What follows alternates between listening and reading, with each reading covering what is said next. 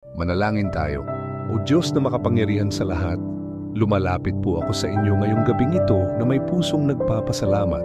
Sa buong araw na lumipas, nakita ko po ang inyong kadakilaan sa bawat sandali.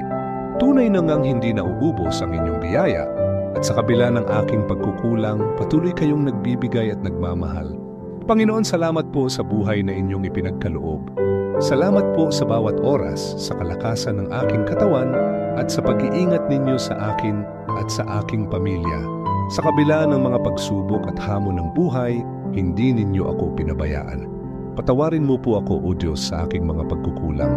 Sa mga pagkakataong hindi kita naalala, sa mga sandaling mas pinili kong umasa sa aking sariling kakayahan kaysa sa inyong walang hanggang karunungan. Patawarin mo po ako kung minsan ay nag-alinlangan ako sa inyong plano, kung may mga pagkakataong nanghina ang aking pananampalataya. Naway linisin mo ang aking puso at isipan upang patuloy akong lumakad sa landas na inyong inilaan.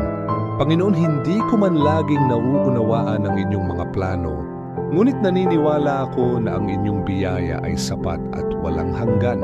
Sa bawat pagsubok may kalakip na aral at pagpapala. Sa bawat paghihirap may liwanag na nagmumula sa inyo. Kaya't buong puso akong nagpapasalamat at nagpupuri sa inyo, O Diyos. Kayo ang aking kanlungan, aking sandigan at aking tagapagligtas. Sa inyo ko itinataas ang lahat ng papuri at pasasalamat, ngayon at magpakailanman. Amen.